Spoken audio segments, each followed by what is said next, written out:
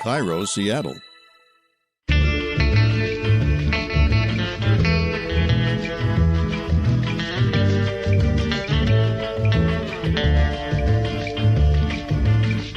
I'm Rachel Bell, and this is Your Last Meal, a show about famous people and the stories behind the foods they love most. Today on the program, fashion designer Isaac Mizrahi. Isaac started selling his designs at high-end New York City boutiques when he was just 15 years old. He officially launched his brand in 1987 and quickly became one of the biggest names in American fashion. Isaac released a charming book last year called I Am, a Memoir, that I just absolutely gobbled up in a handful of days. And speaking of gobbling up, Isaac loves food and cooking, but he will always choose something classic over something trendy. She also just makes wonderful sort of newfangled muffin ideas, because nothing is a muffin anymore, by the way. It always has to be like some hybrid between a muffin and a scuffin and a muffin and a shuffin and a, right? And nothing, I was going to say, what's a muffin idea?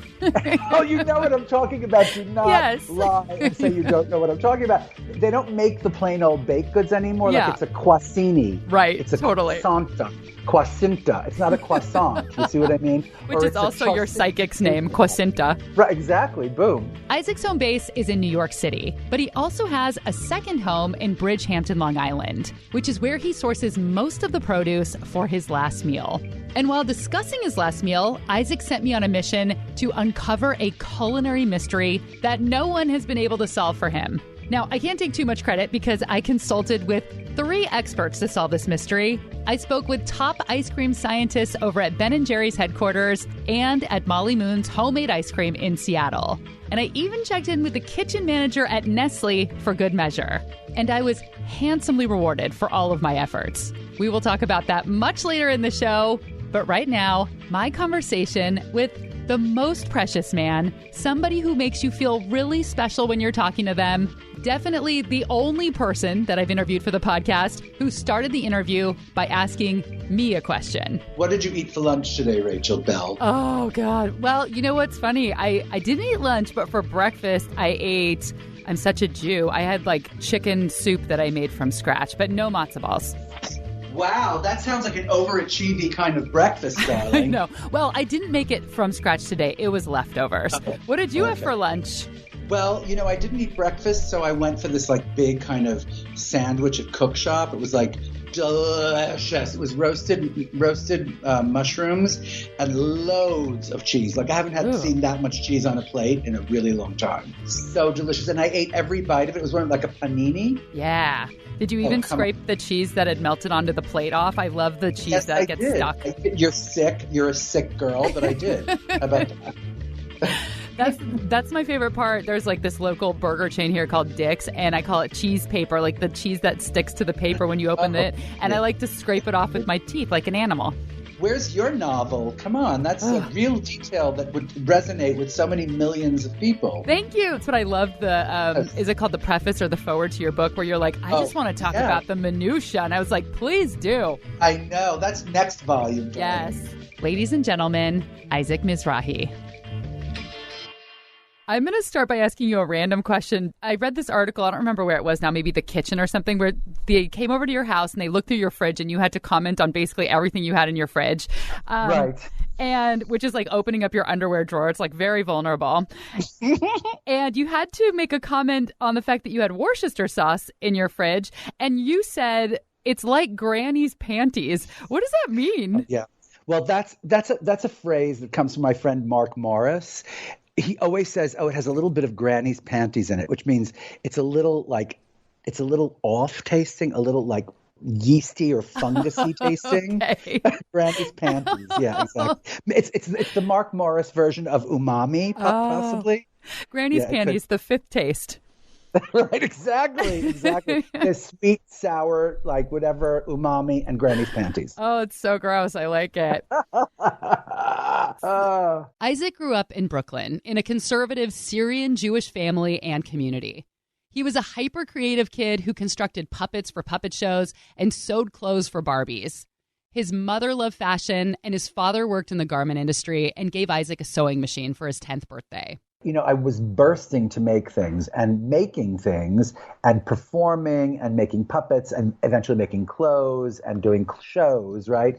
It was my escape from rather, I don't know, like a really unhappy childhood, like I was an alien among my community and to some degree my family, just a little bit to my family. I mean, they were lovely. Like I love my family, right? I also did female impersonations. I'm not sure if you got that far into the book, but I started doing those when I was 8 years old or 10 years old. I started doing Streisand and Liza and Judy. And there was a mixed reaction to that. And there was a mixed reaction to the puppet shows. They didn't exactly know what to make of me.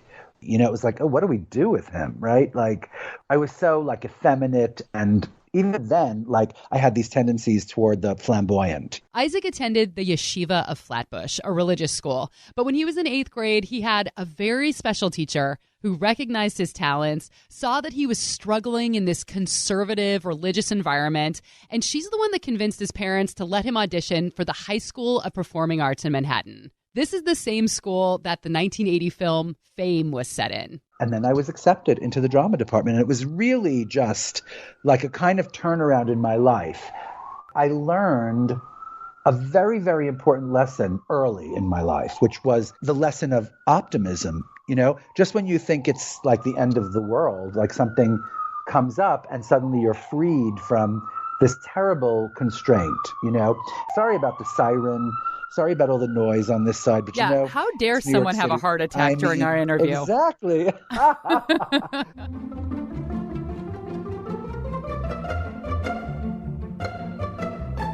And you grew up kosher as well. So when did you jump ship and jump into a big pile of shrimp? It was at Performing Arts High School. That first year was just like layers and layers of culture shock and layers of guilt. Really, every time I came across bacon, I was shamed and guilted into, right? But I did like it. I liked it a lot. Oh, no. Really? Oh, dear. Sorry. That's okay. All right. Where were we? Bacon. Yeah, bacon. I mean, bacon is like the greatest thing in the world. And I did love it. And I did feel terrible, terrible guilt about it until I didn't. At some point you just make the turn into the oblivion and you go, yeah, I like bacon. I like shellfish. I like mixing milk and meat a lot, When he was still very young, part of his creativity included cooking breakfast that he would enjoy with his mom. They would sit across the table from each other and gab and gossip. I love this because it's obvious that you love words. Your book is beautifully written. You said you started cooking because you loved a particular word and you got into fashion because of a particular word. Can you talk about those two words? Well, the word about cooking was sauté, and I heard the word and I looked it up and I couldn't find it. And then I figured out it was spelt a different way than how it sounded, right? And so I found the word and the Encyclopedia Britannica, and it had this kind of step-by-step guide to sautéing. And I figured out how to sauté different vegetables. Like I would sauté some mushrooms and add them to scrambled eggs. And my mother would say, oh, it's so gourmet. It's so gourmet, right? Yeah. And that's, you see, words are really important. And then I figured out also another word, taffeta, right? My mother said it once, in conversation, as though I would know what the hell it meant. And I didn't. And of course, I kind of figured it out. And then when I actually encountered real taffeta, it kind of changed my life a little bit. But by the way, I insisted that there were two pronunciations of that word. I thought you could say taffeta, but I also thought it would be so fair to say taffeta.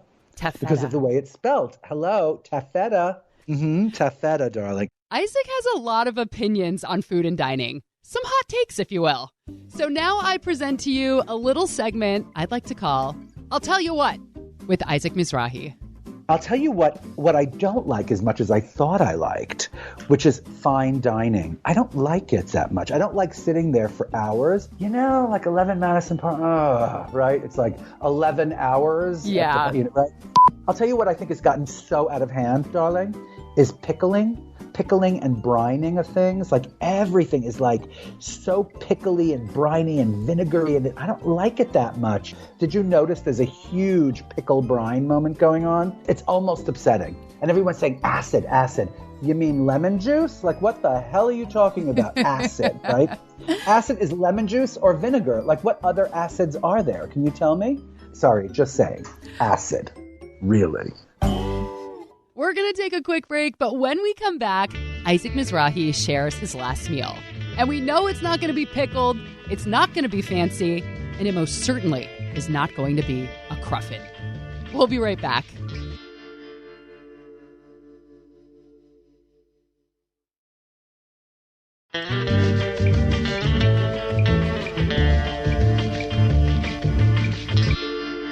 Well, let's ask the big question. What would you want for your last meal? Well, I did a lot of thinking about this, and I would have to say that my last meal would be spaghetti, which would be like literally from the box with my tomato sauce. Extremely beautiful. I make this tomato sauce in August from the tomatoes in Bridgehampton, right? And the reason I love it so much is because, well, one thing, it's divine. I mean, the taste of this tomato sauce is so great. But also, I get annoyed a little bit by these cookbooks, like say from any of these fantastic chefs in Northern California or something, where they go, oh, you have to have like this kind of artichoke or else you can't make this. I get a little annoyed by that, because I think, well, I can't fly to Sausalito to get that artichoke, I can't get to Poland to get that particular kind of quince, I just can't, right? But I can say the same thing about my tomato sauce. There is something about, this is going to sound so pretentious, the terroir of those tomatoes in Long Island. And by the way, I don't use the Roma tomatoes. I use the beefsteak ones, right? And I use red and yellow, so it comes up this kind of wonderful, like almost pink color, like you think you're eating ale vodka, but you're not. And no onions in this recipe, just shallots and garlic and local basil. And I love making it. I love reducing it. I love canning. I can it. I do like the whole boil things in water thing. And so like by the time it's January and I'm eating this sauce and you open it and you just smell the freshness of the sauce. So that would be my last meal. It would be that spaghetti with that sauce. That sounds delicious. And then maybe I would include, mint chocolate chip ice cream that I make from the mint I have a very, very special mint plant that grows on the edges of my property that was actually planted many, many years ago by my friend Glenn McMillan, who was spending the weekend. He planted it. And now it's like I have literally like a pasture full of this mint. And it's very strong. And in the ice cream, like your brain explodes and you want to scream when you taste it. It's delicious. It's really delicious. So now that you make your own with the fresh mint, can you still eat the green colored mint chocolate chip you get in a carton? Hell yes. Yeah. Hell yes. Yeah. Are you kidding me? Okay. Absolutely. And by the way, can I tell you something? Yeah. A good friend of mine, this really good cook, her name is Susan Sheehan. She told me once, she was right about this. We were making it together. We were making mint ice cream. And she was like, just a little green food coloring in there, because the more green you see with you, you're going to taste. And she was right. You need a little bit of green food coloring in the ice cream, which I do. Could I tell you something that I really want to find out, though? Of course. From you? Yes. And if you research this and you could come up with this, you will literally win, at least a bowl of ice cream, okay? I'll take it. All right. I knew that I could entice you that way, but I was going to say $100,000, and I was like, where am I getting this money from? But what I've been trying to figure out for so long, and I've asked so many chefs, and they haven't exactly been able to, I am trying to figure out how they temper chocolate, right? So as to use it in ice cream, right? Yeah. And it doesn't get hard as a rock by the third hour in the freezer. Yeah. Do you know what I mean? Yes. When you buy ice cream from Haagen-Dazs, the chocolate chips are not like rocks, and you're not breaking your teeth on them. They're beautiful. It's sort of see what I mean? If you could figure that out for me, darling, I would give you more than a bowl of ice cream. I would give you I would give you a bottle of my sauce. That's what I want. But I'm going to come pick it up in person in Bridgehampton, Long Island. But not like a normal person. I'm going to wear a trench coat and I'm going to be creeping around in the bushes and stuff.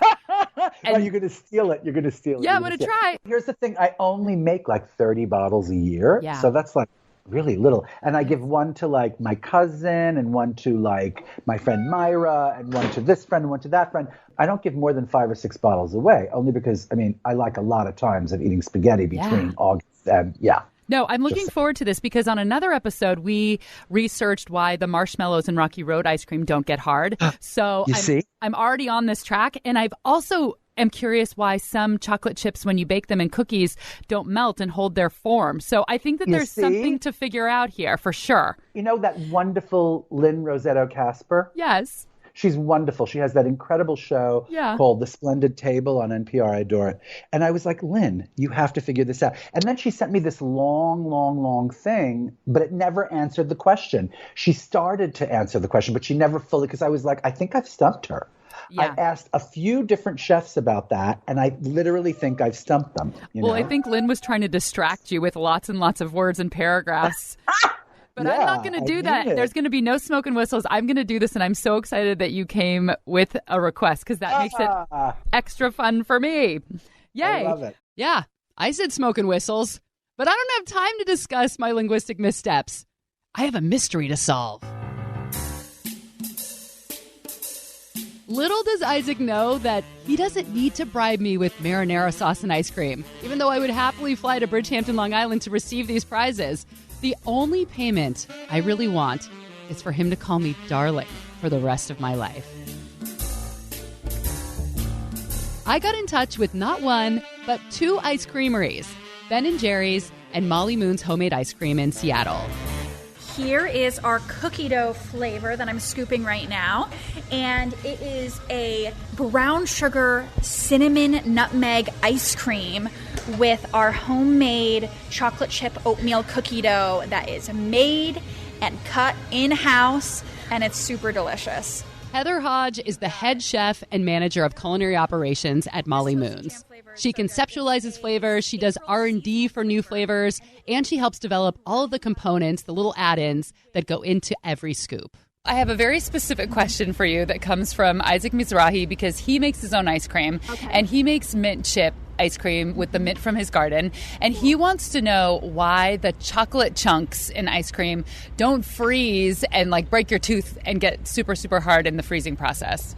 The reason why it doesn't become hard as a rock is because of the fat in chocolate. Chocolate has a really high fat content, and fats are not going to freeze into a super hard, solid mass the way that a liquid would, like water. And adding even more fat to a chocolate creates an even lighter bite. Yeah, so we actually use a eutectic, which is a combination of 2 fats that result in a lower than expected melting point.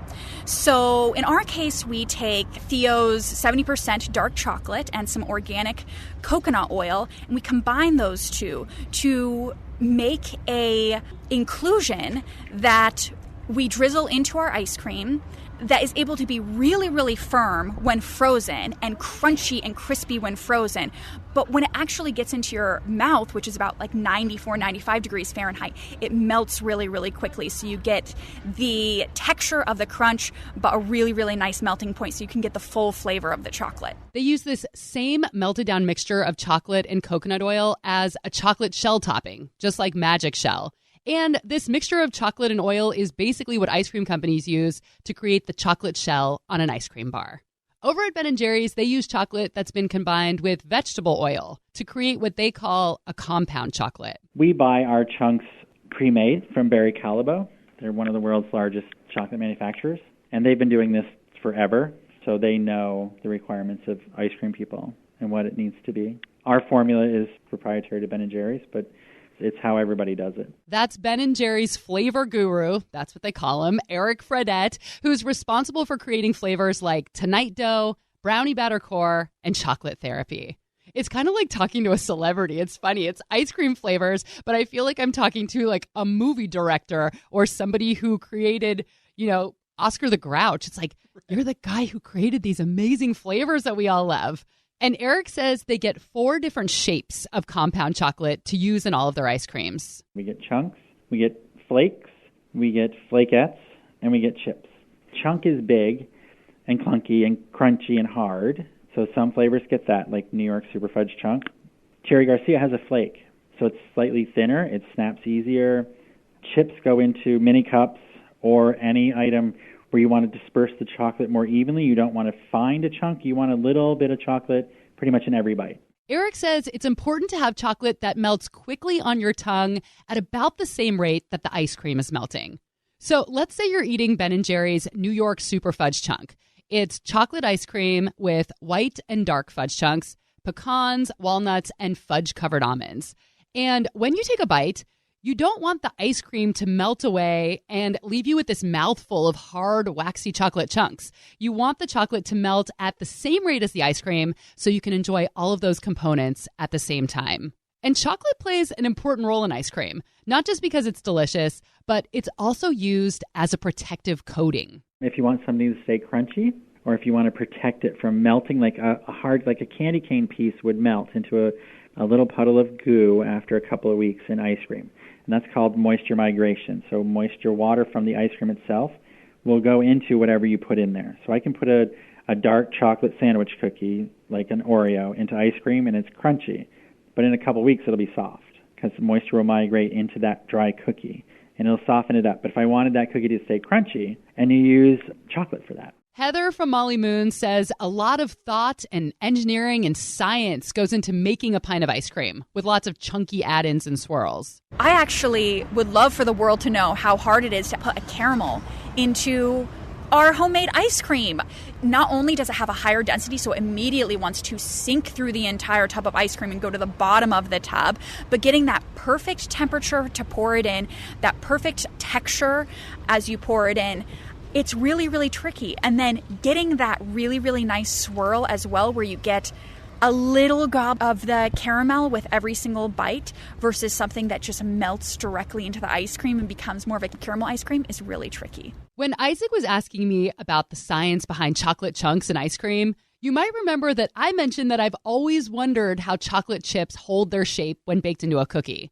So while I was in this mystery-solving mood, wearing my trench coat, my fedora, and the do-do-do-do-do-do-do-do in the back of my head, I also connected with Nestle's test kitchen manager, Meredith Tomason. Nestle invented the chocolate chip, or as they call it, the morsel, back in the 1940s. When you bake cookies and you use the chocolate chip, and everybody knows what that little shape is, when the cookies come out of the oven, I'm always surprised that they retain their shape. Of course, when you bite into it, you know, it's melty, but how does the chocolate chip not just melt into a puddle when you bake it? It's a great question. And honestly, the story of how we came to the chocolate chip really does start with the woman I call the patron saint of chocolate chip cookies, Ruth Wakefield. She and her husband owned the Toll House Inn in Massachusetts, and she would bake and cook a lot for the patrons of the inn. And in the 1930s, she happened to be making a recipe of her butter cookies that had chocolate and nuts in them, and she ran out of her normal baker's chocolate. And she had a bar of Nestle semi-sweet baking chocolate, and she chopped that up and put it in her cookies. And when they came out, she realized that the chocolate didn't melt, and this was like the most amazing thing, obviously. Long story short, word spread of the cookies, and they became an instant hit, and she essentially made a deal with Nestle that the rights to the recipe and the name Toll House, she would sell to Nestle for $1 and a lifetime supply of chocolate. So I think we're pretty much a grateful nation for her making this amazing transaction. Oh no, though. She got totally ripped off, this poor lady.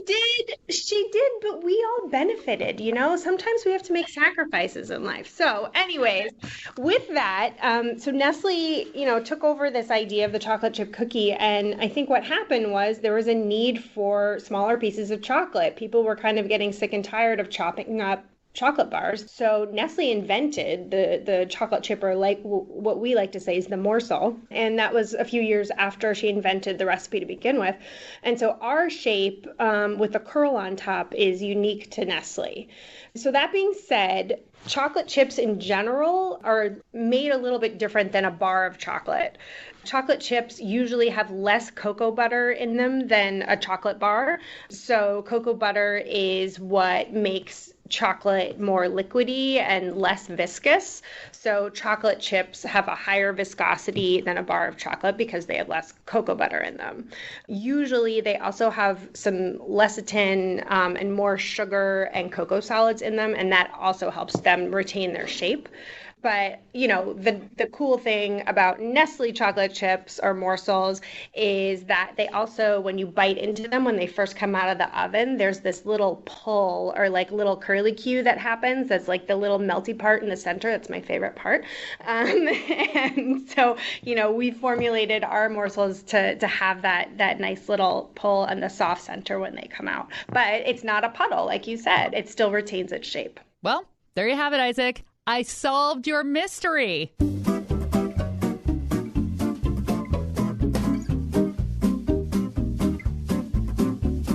Hi, everyone. It's future Rachel Bell, here to interrupt past Rachel Bell to tell you some exciting news. So this episode originally aired on April 15th, 2019. And on May 8th, which, sidebar, is the anniversary of my bat mitzvah, a package was delivered to me at the radio station. So I rip open the box, and on top is a card. And I open the card, and it is stationery that is embossed with the word Mizrahi.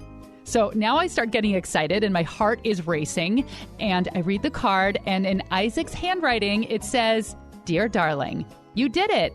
Bon appetit." Now, you heard us talking earlier in the episode. He said he would send me a bottle of sauce if I solved his mystery. But not for one single second did I think he was being serious. I never expected to get sauce in the mail. I just thought that we were bantering and it was all in the name of the episode. But in this box, wrapped in 13,000 layers of bubble wrap, which was then wrapped with about 4 rolls of Scotch tape, was a bottle of his coveted homemade tomato sauce. And he had a homemade label on the jar that said S's, E-S-S-E-S, which is his mother's maiden name.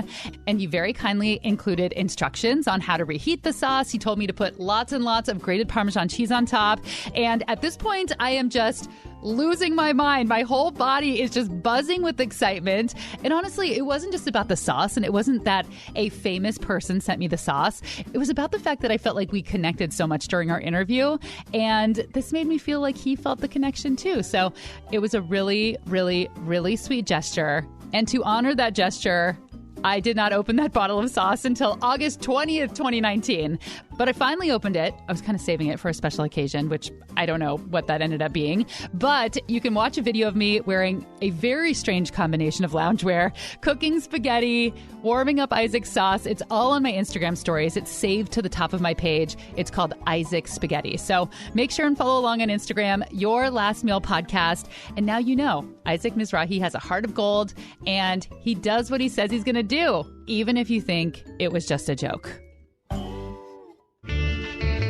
When we come back, Isaac shares the backstage tip that Liza Minnelli gave him to rid himself of stage fright. And the trick involves ice cream.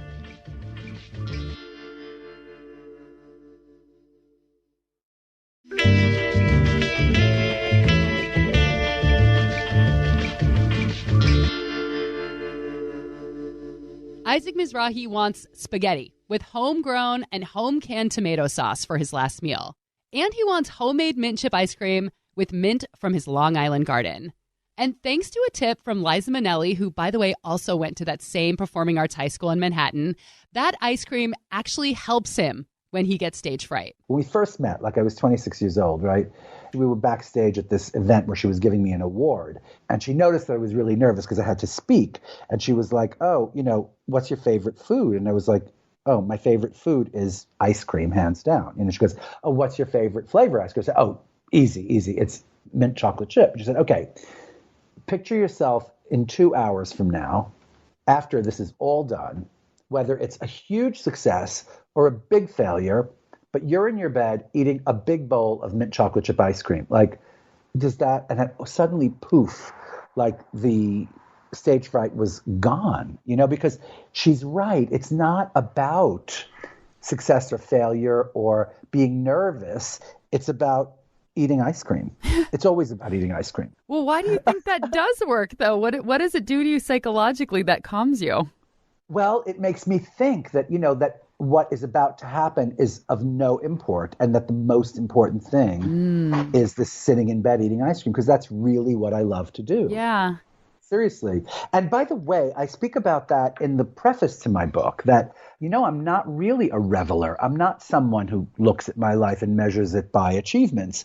I measure it a lot by, sitting in my living room with my dogs watching The Real Housewives of Beverly Hills or something, eating what I now eat in replacement of ice cream, which is skinny cow bars. Yeah. Like, because here's the thing, they're like 4 to 6 points each. But of course, if you eat like 3 of them, like me, because I'm a mental case, it becomes fattening. But I am on Weight Watchers, and I swear it's helping. And that was Isaac Mizrahi's last meal.